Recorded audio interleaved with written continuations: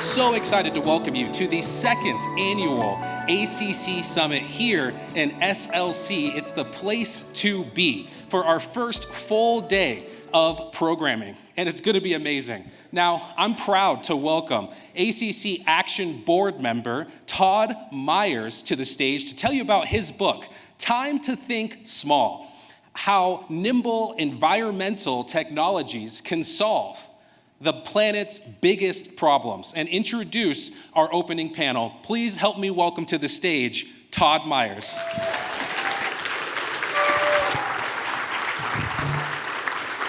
Well, thank you for that nice introduction, and thanks all of you for being here on behalf of the board of ACC. You are here because you care about the environment, but you want environmental policies that are good for the planet and for people. And unfortunately, too much of the traditional environmental policies and environmental movement are stuck in the 1970s. And they spend too much time marching and destroying artwork and not enough time actually helping the planet. We are different. We have a different approach. And the way that we do things now needs to be changed. Too often, the environmental movement trusts the promises of politicians and big government to solve our problems, and that often doesn't do good for people or the planet. So many of you are familiar with the Flint water crisis, where the city of Flint, Michigan changed its water source, and the result was that lead ended up in the drinking water of the people of the community. So when the EPA finally recognized that the people of the community were being poisoned by their own water, they debated what they wanted to do about it. And there was a small amount of money that they had where they talked about buying water filters for the people of Flint, Michigan.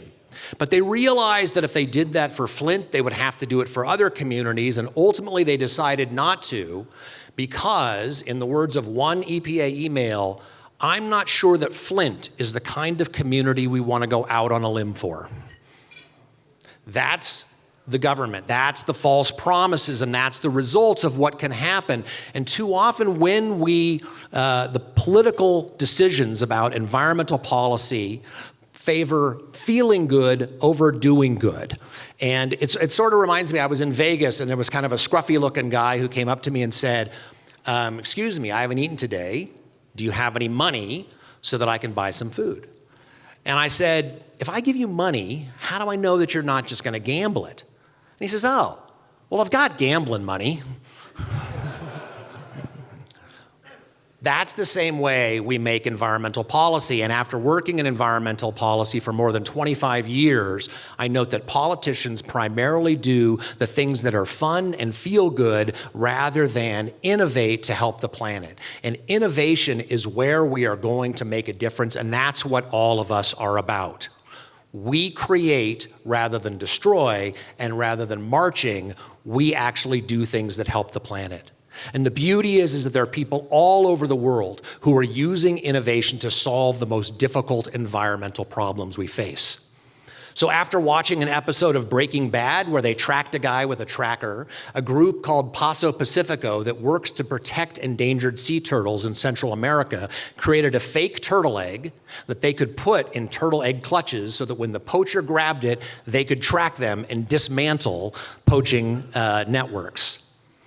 As the UN negotiates again and again about what to do about ocean plastic, a group called Plastic Bank decided to go to where the plastic was going into the ocean and pay people using nothing more than cell phones and the blockchain to pick up plastic and prevent it from going into the ocean. And using this very simple approach, they have prevented more than 4 billion plastic bottles worth of plastic from entering the ocean. That is how we're going to solve big environmental problems, not top-down government. So these are the stories that you can read about in my book, Time to Think Small, and think about ways that we can innovate and be creative to solve these difficult environmental problems. And that's what you all are here to do. But innovation is not the work of individuals. It is the work of communities.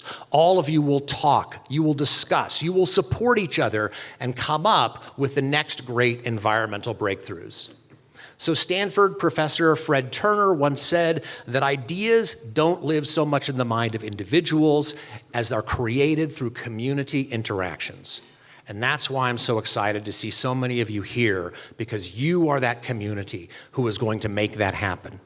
And you understand something that most people haven't yet realized, which is that top-down government is not the way that we're going to solve our problems, but bottom-up innovation.